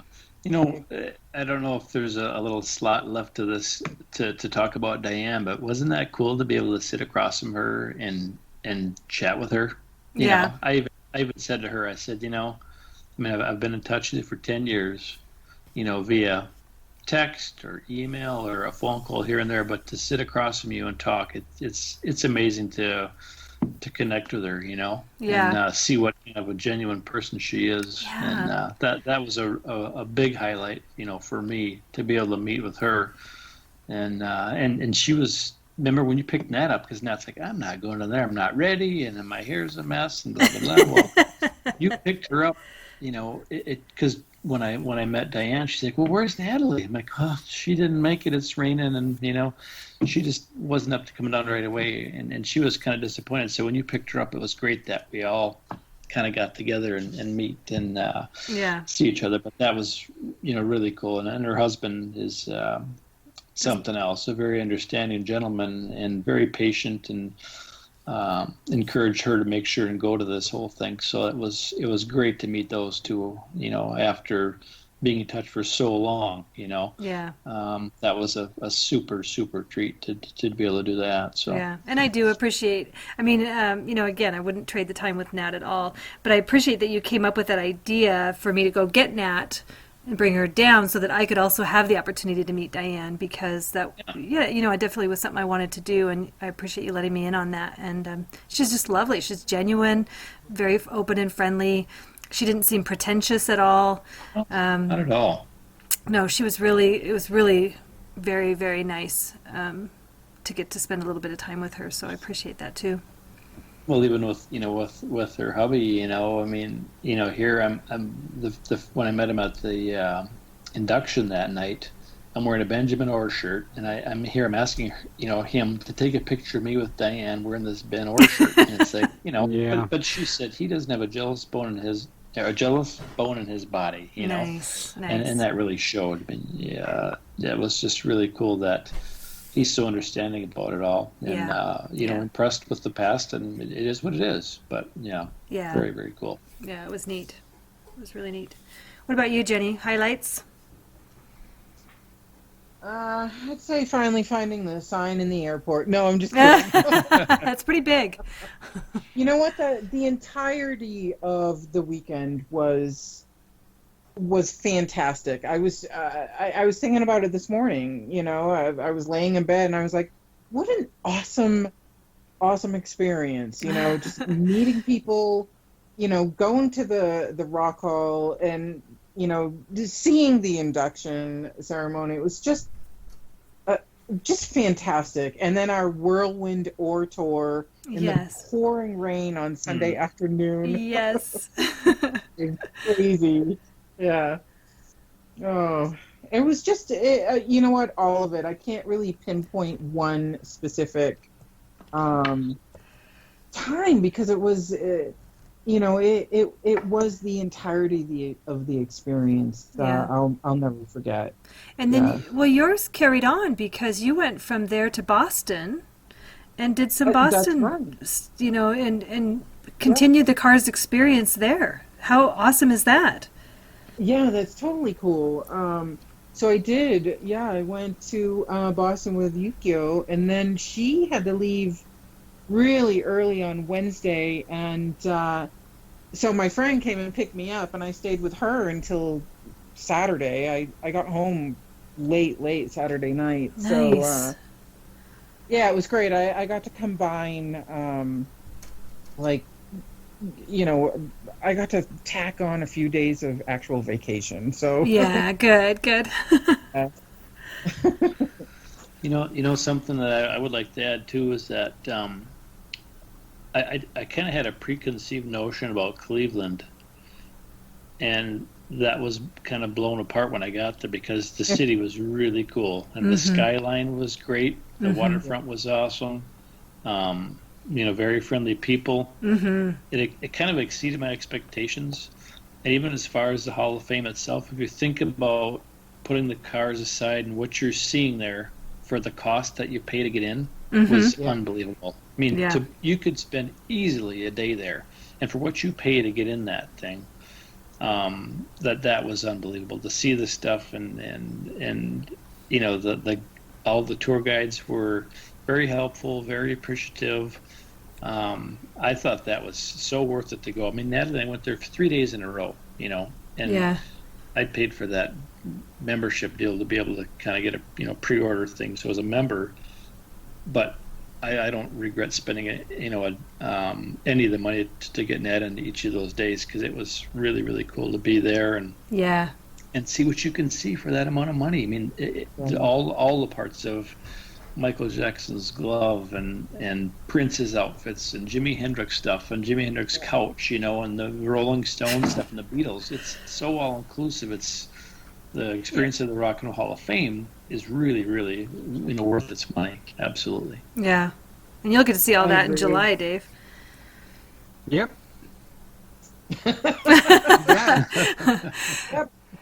The other fan thing that was really cool was going to see Moving in Stereo playing on Friday night. Yeah. And I know that there was a hiccup there for you, Kurt, and Jenny. You didn't go to that, but boy, they rocked. And there were, especially at the end there, obviously a little bit later, some people showed up, but there was a lot of people from the Fanorama there. That was really, really cool to. And even after the show, just standing around and talking for a little while and stuff was really neat. That was really special. Yeah. That's super cool. Yeah. And also David Cassidy, one of his outfits was on display at the Hard Rock Roxino. I have a picture of it. Oh, so. really? Yeah. Oh, are we a David Cassidy fan, are we? Well, no, but my kids like the Partridge Family, so, Oh, you know. okay. Thought That's fair enough. Yeah. Great show. I was always into Sean. Oh. Sean Cassidy. He was the The one. do run, the do Oh, run. yeah. Run. Oh, yeah. Awesome. Any final Great. thoughts, Kurt or Jenny? Well, let's see. I guess, you know, one other little thing that we kind of skipped over was just, you know, being able to meet Diane Akins. Ah, You know, yeah. pretty important part of Benjamin Orr's growing up. Yes. You know, she met him when she was pretty young, 13. He was 17, and to be able to visit with her, you know, was, I know you talked about it last week, but what a treat that was to be able to see the historical lifetime of him. You know, Yeah. growing up with what she's got for, you know, pictures and memorabilia was really something. It really and, was, yeah. Very, very gracious of her to visit with us and be able to see that. I mean, who can say they're lucky enough to do that? You know what I mean? Yeah. And when I look at what we were able to do that weekend, man, there was only one thing in that bucket list of things they want to do that didn't get achieved. And you know, but to see her was unbelievable. So Yeah. very, very nice of her to be able to open up and show what she had and see what an important, friendship she had with him over the years, and to realize what kind of a guy he was. Yes. I mean, you saw the stuff that he sent back and the notes he said and the heartfelt messages he would write on the back of photos and things. I mean, absolutely did not forget where he was from. So that impressed upon me greatly. Yeah. So. And you're right. She was so gracious, so open, just the sweetest. Her and her husband both. You talk about Diane's husband being patient. The other Diane Page's husband, very patient. Diane Aiken's husband, very patient with all of this too. Just what a great team they seem to make, Neil and Diane. And I was really thankful to get to do that as well. Yeah, well, the Cars are in the Hall of Fame. Benjamin's a Cleveland guy, and here to be honored. I mean, it's her time to shine right now. It was her time to shine, and she really did. So that was a great part of it. Yeah, I agree. That's super cool. It was pretty neat. Yeah, it was pretty. Yeah. What about you, Jenny? Final thoughts on the weekend, and then we'll let Dave do No. No, that's it. You're done. I'm done. It's been fantastic rehashing it, quite frankly. Like I said this morning, I was laying in bed, and just thinking about everything. It's still churning actively in my thoughts. Yeah, just an amazing experience all around. It'll take some time to get over it. That's for sure. Mm-hmm. Hang on, I got a mouthful of crunchy mini donuts I'm eating here. Are they Mexican mini donuts? Dave's favorite. Yeah. Oh. A mini donut But these are good. that I stay away from. Yes. Going next. Right. So are you guys going to stick around for the midnight scroll? Yep. All right. Not me. I'm going to bed. Donna, Oh, I'm here. roll that midnight scroll. All right, here it comes.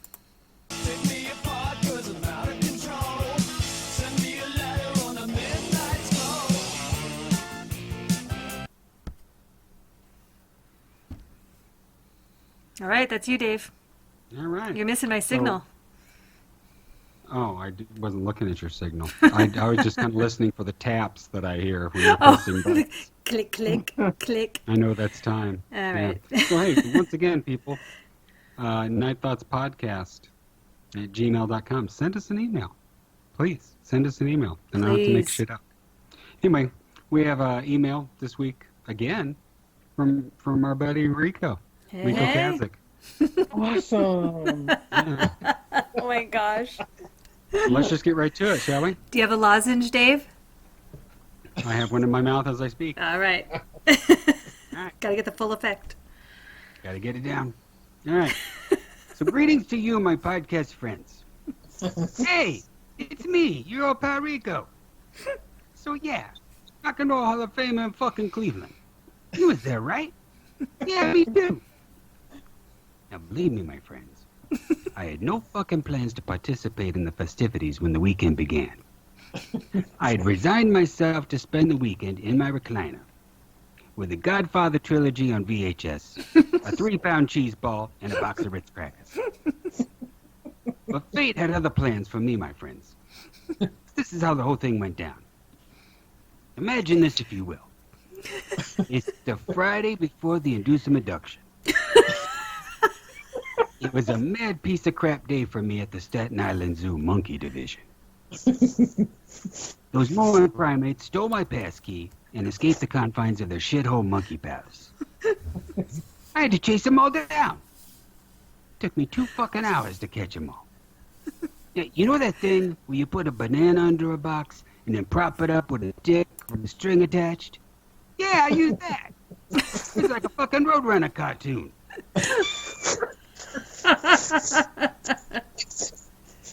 I Wile E. Coyote those schmucks. So just as I was getting ready to leave, someone pointed out we were still missing Bobo. Fucking Bobo.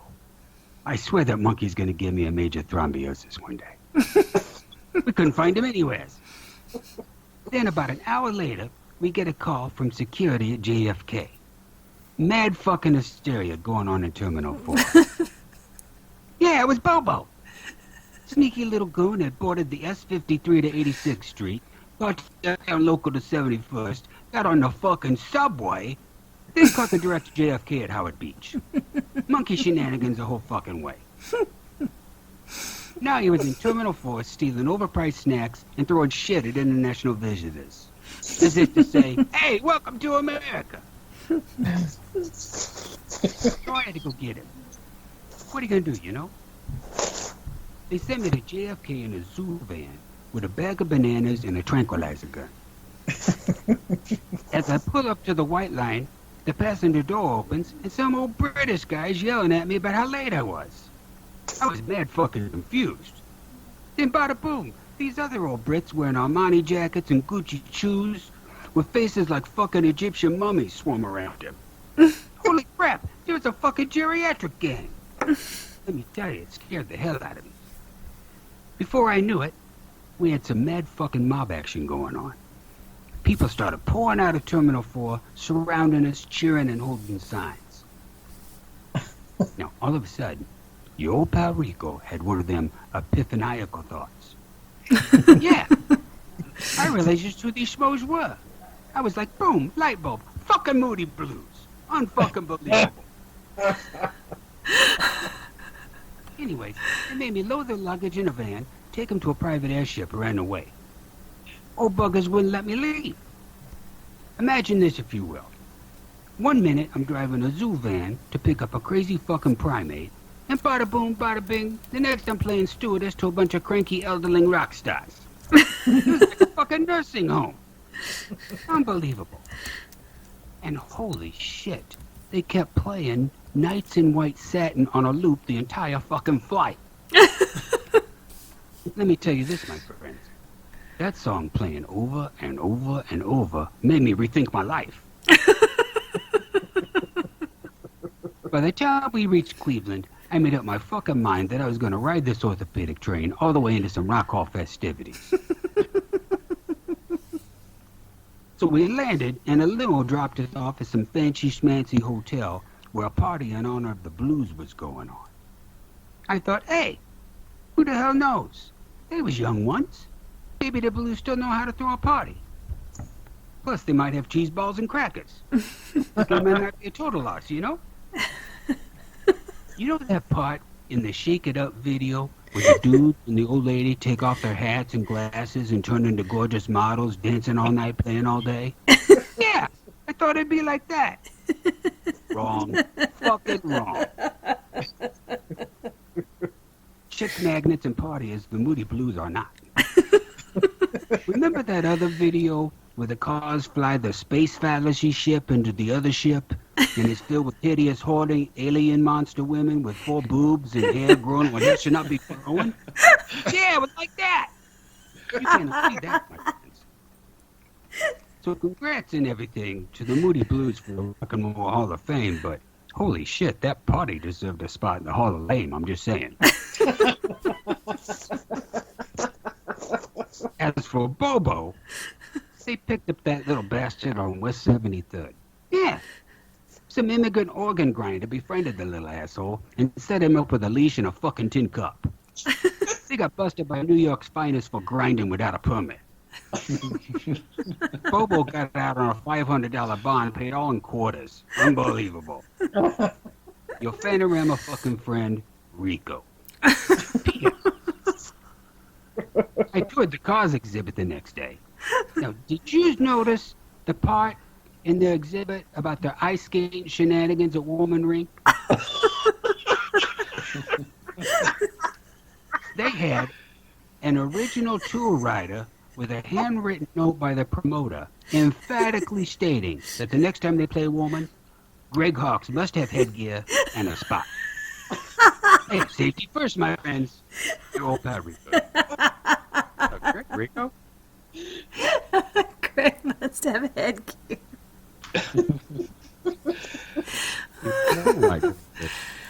Oh, Rico. Rico.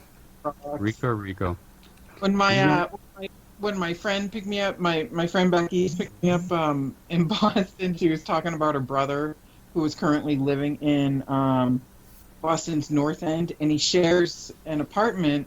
And I said, "Oh yeah, with anyone he knows?" And she said, "No, some old guy named Rico." Oh, no. Are you kidding me? She had no idea about Rico passing. So. You should have said, "Oh, I know him. Yeah. He works at the zoo, right?"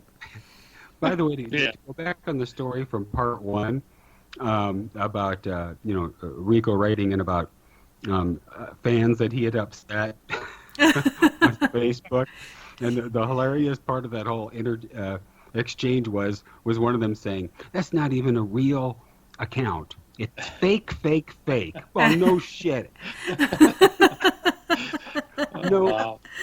No fucking shit. I mean, it's a photoshopped guy named Rico Kazakh. Yeah. What was your first clue? Oh my gosh. I don't know. I don't know. That's exactly what Rico is saying in his photo. Oh man. What are you going to do?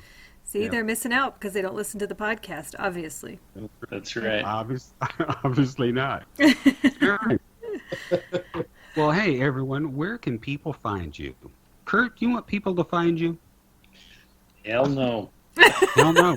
You can find Kurt on Facebook somewhere. Yeah, I'm on Facebook. He's around somewhere. Close enough. And he's on Twitter, but he doesn't like it. Well, I don't know enough about it. If Donna, you'd show me, I'd learn it a little better. Twitter frightens and confuses him. Yeah. He's got his Jenny, account how all about locked you? down. Where can people Yeah. find you? Twitter at Genderama. Which is spelled. Making copies. Spell that out for us. JENDURAMA. Genderama. Is there a question mark on the end of that, Jenny? Wow. This is your Twitter address, right? I do Rama often. I can't remember what I made my Twitter handle. I figured we better distinguish it from the Twitter handle Gender Drama. I wanted to make sure that we were endorsing the right person. Yes, please. Love your pocket, gender drama.